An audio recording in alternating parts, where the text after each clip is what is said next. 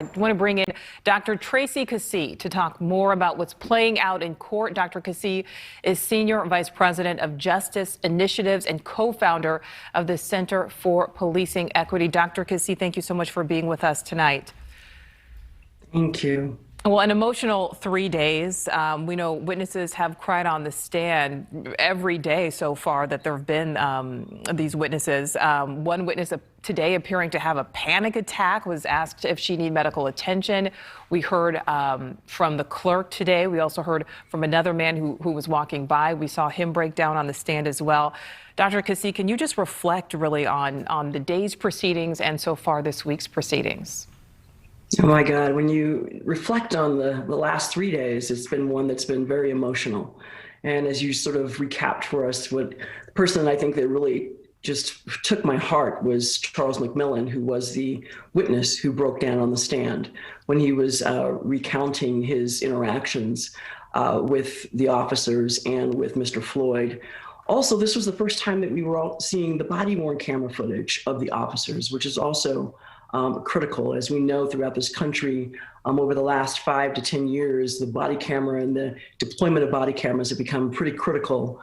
And actually, the videos have become almost insurmountable into finding out what actually happened during those moments.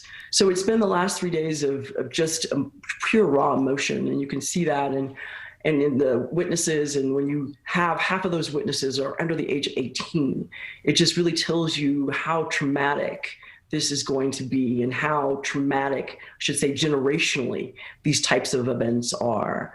So, I mean, we've had folks that, we had, I believe it was Mr. Ruggles from the Minneapolis PD who had to then testify to the authenticity of not just the body-worn cameras, but how, of course, they delivered that evidence to the court. So we have been hearing from, all of the witnesses, all who just repeated the anguish they had as they stood by, trying to intervene in the best ways that they could. I think the others that, sort of, again, just get you are, we have a firefighter. We have a female firefighter who's 2 years on. She's new into her career, trying to intervene, trying to, of course, do what she learned in the academy, only to be pushed away. And so it has just been, I tell you, it's been a really just draining 3 days, and we're nowhere near done. Well, Dr. Cassie, we did go through your list of expertise, why we brought you on here tonight. But I do want to point out you're also a 25-year veteran of the Denver Police Department. So from that unique perspective, what are your thoughts on the defense's argument, their claim that Derek Chauvin, was implementing a tactic that he had learned from his training as a police officer? Well, this is what's going to be also brought out over the next few days. And as, the Deputy Commissioner of Training for NYPD, these are the types of things that you really have your policies locked down for, the types of training that you provide, not just once in the academy, but throughout the entire career of officers, become critical.